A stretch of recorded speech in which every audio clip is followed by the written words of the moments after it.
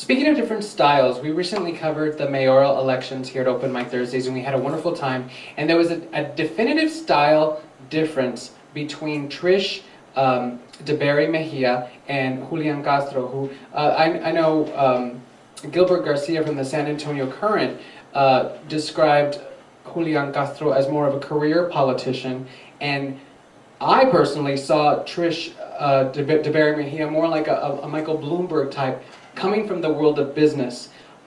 In my opinion, it just seems that running a city is like running a business. You have to be very calm and make sound judgments with looking at the big picture.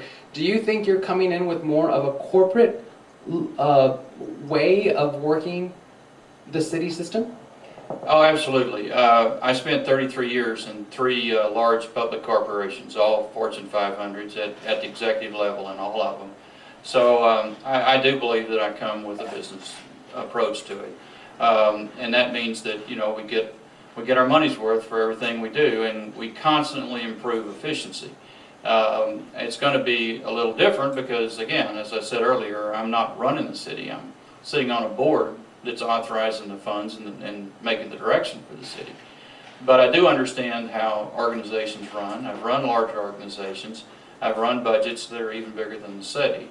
So I think it's something that I can get pretty quickly. Now, where can voters find out more about your campaign?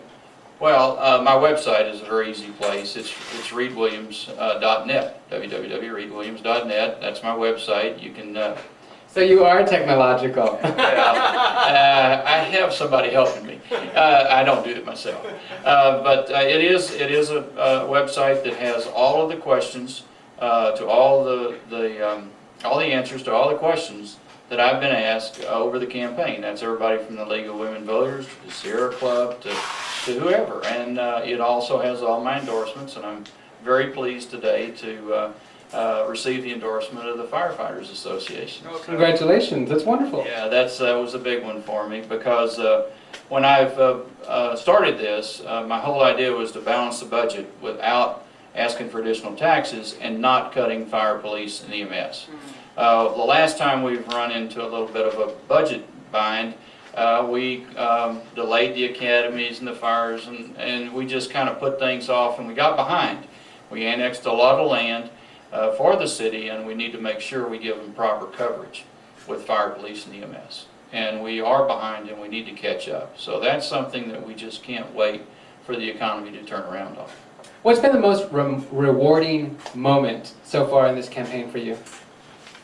I don't know if there's any one moment, but I think the most rewarding thing about the campaign is two things. One, it's getting to get up on the issues and really forcing yourself to understand what is important to the city and what's important to District 8.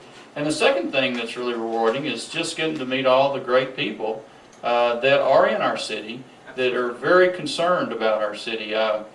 Just people that you wouldn't make yourself go say hi to. You go say hi to, and every time you make one of those connections, it's pretty rewarding because you get the impression that the people don't really care, but in our city they do care.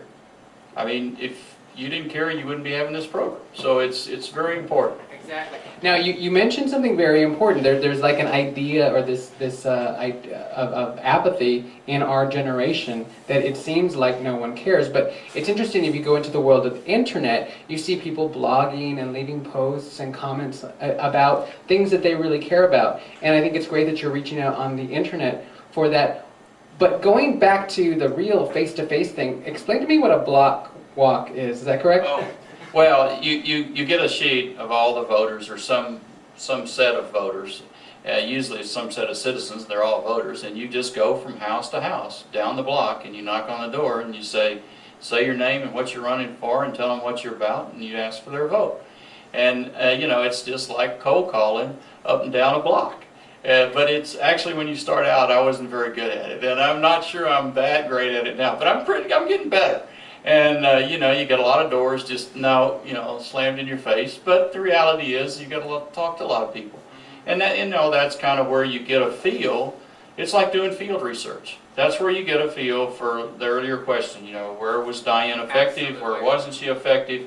you get that, and it's almost like doing original research in your district while you're running for the job. So people that don't do it really lose a lot of data, and in fact, it's not just getting votes. People think, well, that's the way you get votes, but that's part of it. But the real part of it is that's the way you really learn about the community. Everybody needs to know this is a big district.